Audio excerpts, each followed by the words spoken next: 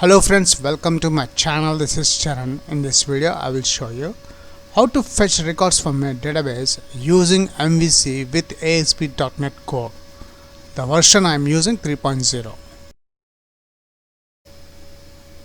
And here we got the final output. Notice the header tags display records from database using ASP.NET Core 3.0 in MVC. And below that we got a table. The AMP table is displaying from the database. Let's check the database also. The AMP table, this is the data. We fetch the records into this browser using ASP.NET Core 3.0 in MVC. That's it. If you are a first time visitor to my channel, please subscribe to get the latest updates. Before writing the coding part in ASP.NET Core with MVC to fetch the records, first we'll check the table and the column names in SQL Server Management Studio. I'm expanding the root folder as well as the databases. In the databases there is a new DB database. I'm expanding that one. The table name is the EMP table. Select that one, right click the mouse, select top 1000 rows. Let's browse the table. And here we got the results of this EMP table, which contains 4 columns: EMP ID, EMP name, email and salary. Now my aim is I want to fetch these records using MVC in ASP.NET Core. So let's open Visual Studio.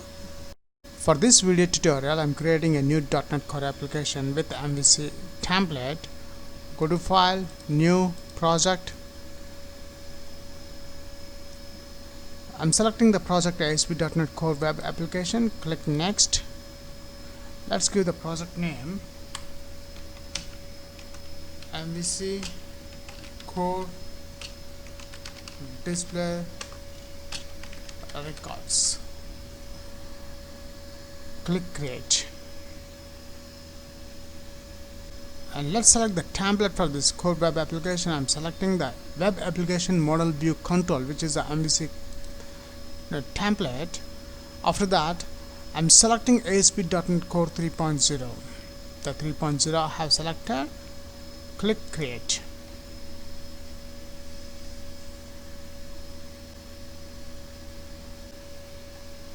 And the project is created successfully. Let's close this default window. Now the next step, open Solution Explorer. First, in this project I am adding my connection string in the app-settings.json file. Open that one, app-settings.json file.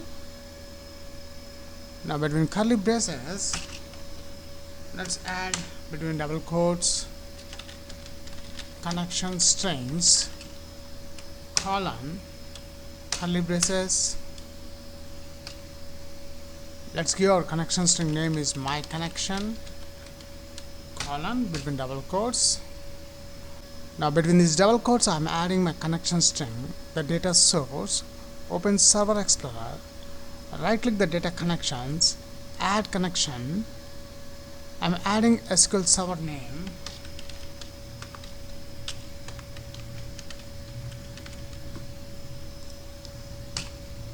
After adding my SQL Server name, next I'm selecting the database name. The database name is a new DB database. Let's select that one. Test connection is succeeded. OK. And here we got the new db.db is added under data connections in Server Explorer. Now we require the data source of this new DB database. For that, right click the mouse, go to Properties. In the Properties, notice there is a connection string which contains the data source. Just select that and copy the data source and paste between the double quotes in app-settings.json file. And this is a JSON file, so we must add comma after the curly brace. After adding the connection string in the app-settings.json file, next open Solution Explorer. In the models folder I am adding the classes. Right click the models folder, add class, and the class name I'm giving is the EMP class. Is EMP add. And here we got our EMP class. Now in this EMP class I'm just defining the public properties, and these property names is exactly the same what we have defined in the column names in a table. So prop, double tap, which creates a properties public int, the first column name emp id. Let's check the column names. In the emp table we have emp id, which is the integer type, and if you notice the column is pk, which is a primary key. So let's add that one, the key, K capital EY key, and this key is belongs to the namespace package using system.component model dot data innovations. Now let's add the second column name, prop, double tap, string type, emp name. The third property, prop string, email, the column name is, the last one prop string, and salary. If you notice the salary type is a string, if you check, when I mouse over the salary type is the nvarchar, which is a string. So we have to mention in the EMP class the properties, the column names and the data types must be same in this class. After adding the EMP class, next open Solution Explorer. Now let's create a new class to add our DB context. Right click the models folder, add class. The class name is connection string class, add, and here we got our connection string class. Now first in this connection string class I have to inherit the DB context class. So to inherit we need to add this semicolon DB context. So DB context class belongs to the Microsoft.Entity Framework namespace.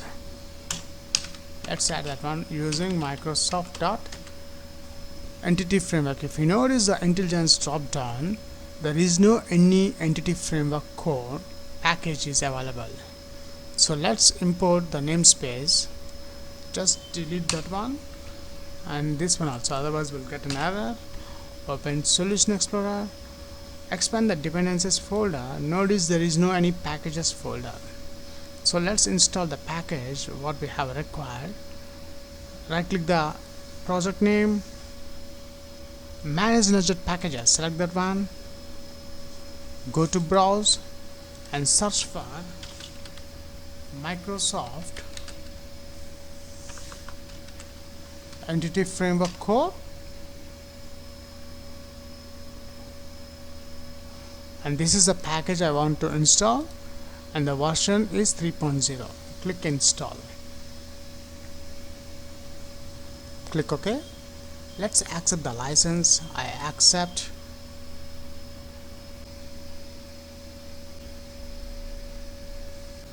And the Entity Framework Core is installed successfully. If you notice in the Solution Explorer, in the dependencies folder there is a package folder is added. Let's expand the packages folder. So here we got the Microsoft.Entity Framework Core is added. Now let's install some more other packages. Entity Framework, we require the SQL Server, Microsoft Entity Framework Core.SQL Server. Let's install that one, and the version is 3.0. Click OK, and I accept the license.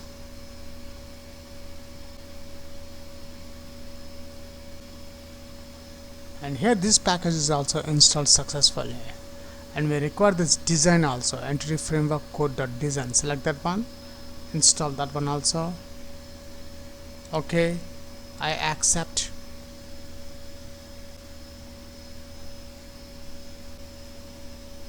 and this package design package is also installed successfully. And the last one, we require the tools, entity framework code.tools. Select that one and install. Click OK and I accept the license.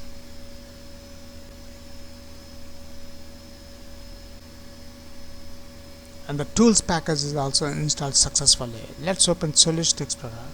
If you notice, in the packages folder we got all the 4 packages are installed successfully into our project.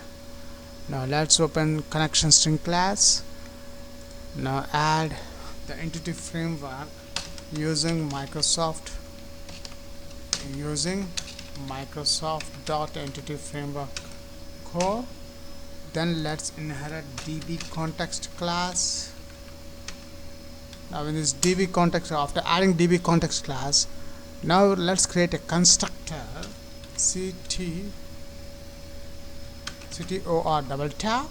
Now in this constructor, let's close this error list as well as the output message box.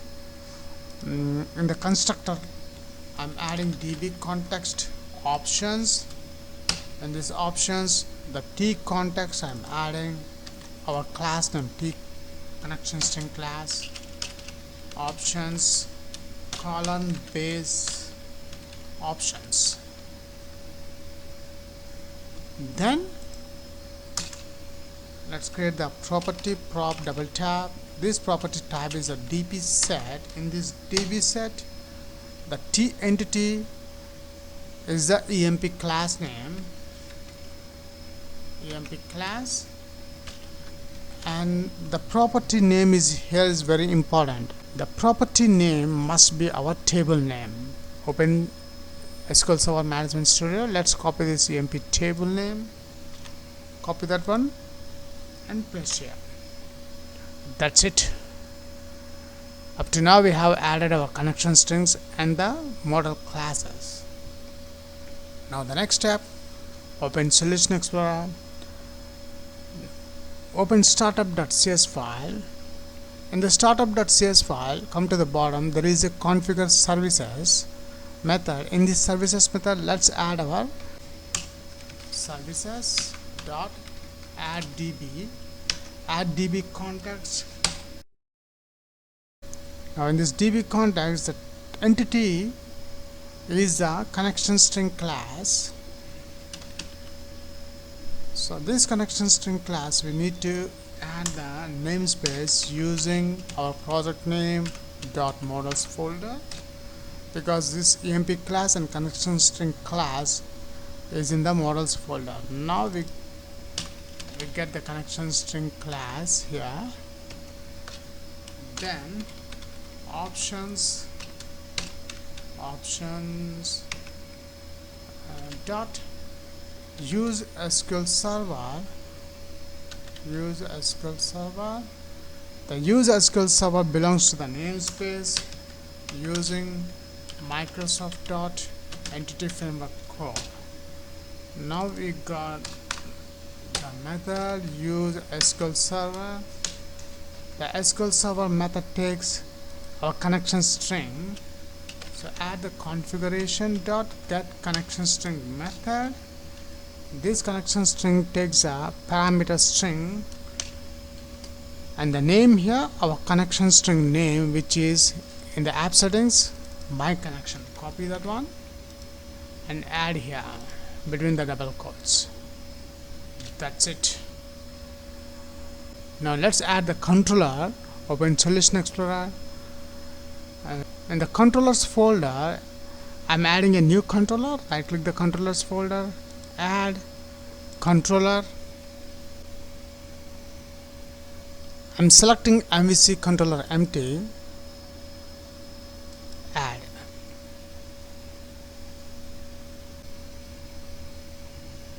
Let's give the controller name is EMP employee. The controller name is employee, add.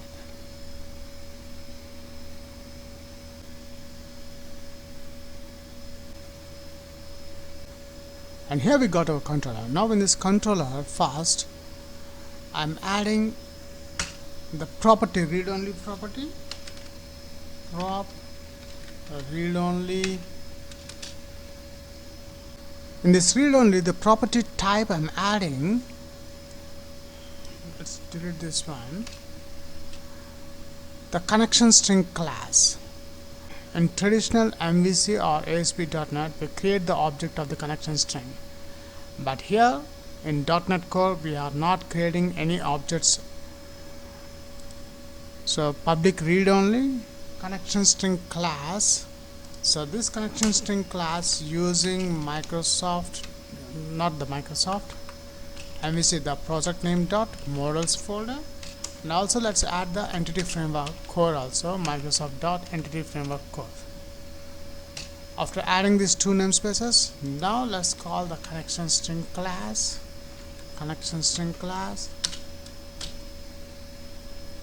cc connection. This one is private, the access model. Now let's create the constructor of this employee controller, CTOR double tap.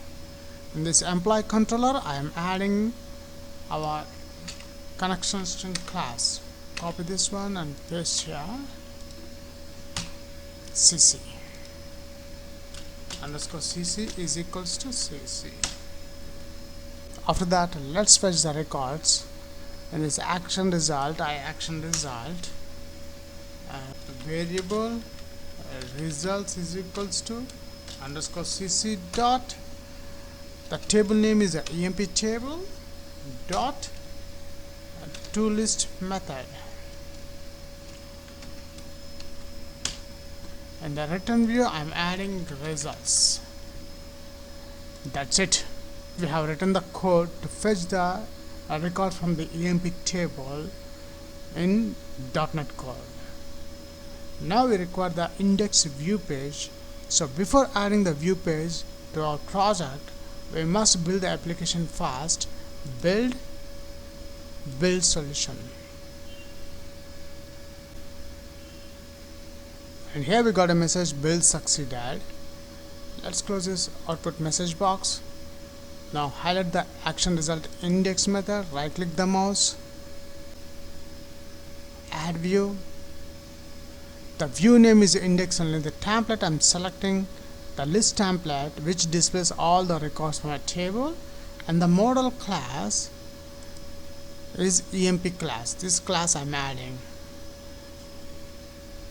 Let's add.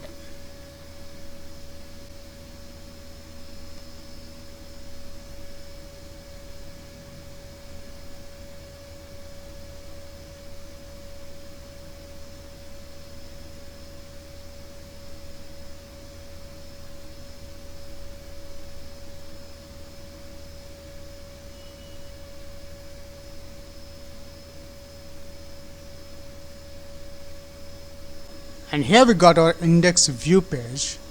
Now what I'm doing, I'm changing the header, display records from database using ASP.NET Core 3.0 in MVC.